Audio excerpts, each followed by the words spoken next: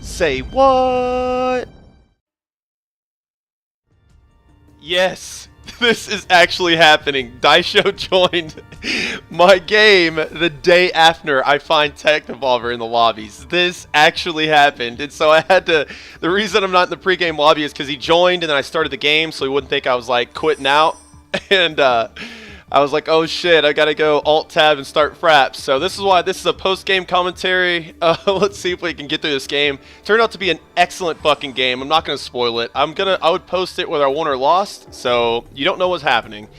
I start off with a diagram goal. Like I said, I can't believe this fucking happened. Back-to-back days. Anyway, he's got his Elvish Vanguard, the champion of the parish of that deck. That's not very good for me because I have no targeted removal. I've got a Mutilate, but likely that Elvish Vanguard is going to be slightly larger than my Mutilate by the time I get to it.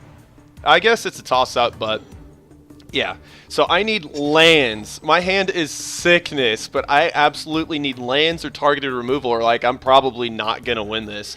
And it's funny because in the last video, yeah, that Well-Wisher there, terrible card for me because like I said, I don't have targeted removal, and he's just going to be like basically negating my damage from here on out.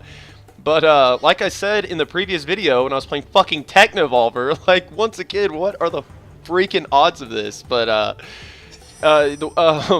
this, I think this would be a really good matchup, and this kind of we kind of see it in this game. I mean, I guess it's pretty just bash facey, but this game was anyway.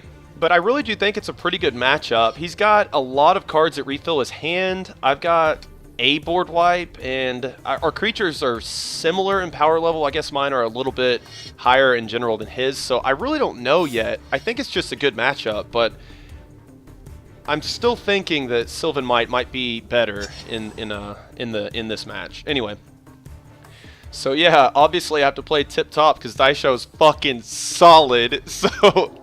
Which, you know, is a little intimidating, but thankfully I wasn't recording at the same time, or else, dude, you heard me in text game. I was like fucking nutting in my pants. I didn't know what the hell was going on. I think I made some misplays in that. I haven't really checked that game actually, but I think I played pretty well here. I need a land because his Elvish Vanguard's about to get out of my Mutilate reach, and since I have double Gravecrawlers, I mean not Gravecrawlers, Drolf's Messengers. I have a really good, like that's the perfect time to have Mutilate in your hand. You know, wipe, Sylvan Might side, and you get 2 Messengers. They lose 4 damage, and you get some 4/3s out of it. Seems pretty decent, and I realized that. So I think since I didn't draw the land, I think it would be probably smart for him to block that Drolf's Messenger there, but I don't really know. I'm going to worry more about my plays than his, since I don't really know what's in his hand. Yeah, target Daisho. And yeah, like I said, once again, I'm still kind of awestruck. I'm recording this audio like right after I played this game. So Draga Warcaller gets that dude. It still doesn't get him out. That gets the gem, whatever, the Elvish Vanguard out of Mutilate range because it's 5/5. But the Draga Warcaller's buffing it, so I can still hit this land drop and kill his entire side and get my 4/3s out of it, and he loses 4 life. That seems ridiculously good. I need to hit this land. I don't hit the land. And like, I get so dejected at this point. I pretty much give up. I mean, not really, but like I start to tank here, which I guess is good for my commentary because I can actually slow down now and like figure out what the fuck is going on. But yeah, I ended up casting the Lord of the Undead here. I don't want the Drolf's Messengers to die because I want to have a good comeback from this Mutilate once I eventually get to it. He's at 14 because that Well-Wisher's doing absolute fucking work for him, like it should.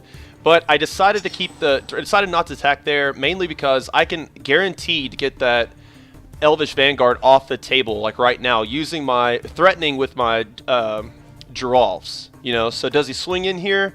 I don't know. That's a pretty tough spot for him to get into. He would trade a half a Drolf, you know, so.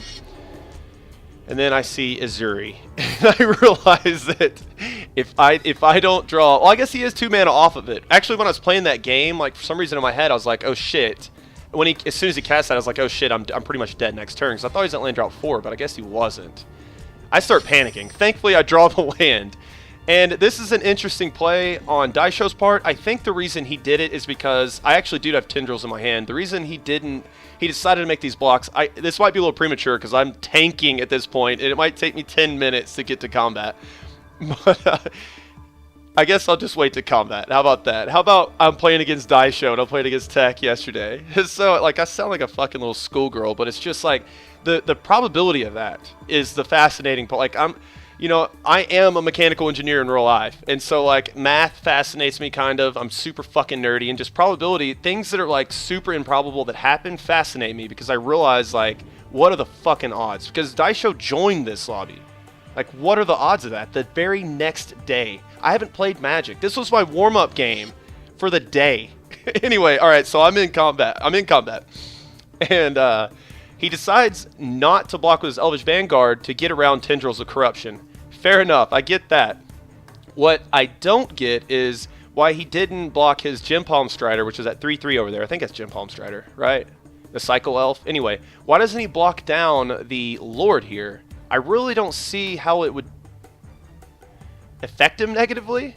So I think that might be a misplay on his part. Of course, we're all prone to it. This is a pretty complicated board state, and I probably have made a mistake that I haven't even noticed this game. But anyway, yeah, I just mutilate.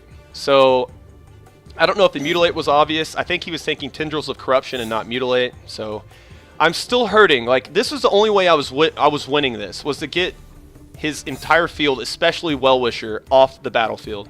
Now, I still lose to a lot of things. I lose to land, a 3-drop, and a 1-drop.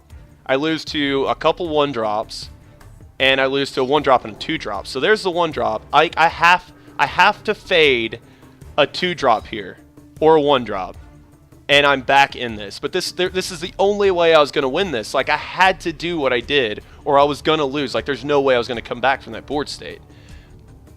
So he tanks here, and I'm thinking, okay, so that means he's like so angry. He wasn't tanking; he was just like, "Fuck!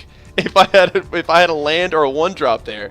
Yeah. So thankfully I go down to 1, and I'm barely in this. But it's looking decent for me now, because I can lay Undead Warchief, and once I lay Undead Warchief, I'm threatening lethal. He has to chump block with the 1/1 on his side, and then I would chump block his 6/6 with my Undead Warchief. So I guess I'm tanking right now because it seems pretty obvious that's what I should be doing. I guess I could, no, like, keeping the Drolf's Messenger back, like 1 back to block, I would only get in for 4. So I really like my play here. Like, I'm threatening lethal. I'm forcing him to drop, or forcing him to kill one of his precious elves, because if he doesn't, he dies. And then I realize that I'm chumping with my Undead Warchief. That's never ideal to be chumping with an Undead Warchief, but I felt like that was the best play in this scenario. But how sweet is this game right now? Like, this is one for the ages. I don't know how much differently it would have went if I drew the land on time. I actually kind of think it might have gone worse for me. Maybe not. I might have just said something out of my ass that I shouldn't have, but anyway, this video's getting uploaded tonight, my dudes. How sick was this? So yeah, I've got the Tendrils of Corruption in my hand. That absolutely seals the victory. There's nothing he can do. He just ripped some. Well, I guess he only ripped 2 there, didn't he? He ripped some elves with that. He can't. I mean, he can't swing in because I would just win. He doesn't know I have Tendrils in my hand. I've had it for a while. I finally get to cast it. I eventually go back up to 6. I mean, this was an incredible game. Once again, what are the fucking odds that Daisho just decides to pop in like, "Hey, bro, I'd like to play a game with you." Sure, Daisho, come on in. Tech just came in last night. You know, it's like we're fucking planning this shit, and I'm not fucking stalking these guys. This just happened. Like, I can't prove that Daisho joined my lobby. Hopefully I'll private message him, and he might be able to confirm it. But that happened. It was an incredible game against Daisho. I'm a sub. I'm a fan. I try to go like best 2 out of 3. Like, I go right here to say GG and get in a good game, but he dips out. Anyway, hope you enjoyed this video, guys. I'm not stalking these motherfuckers. That actually happened, and I'll see you later.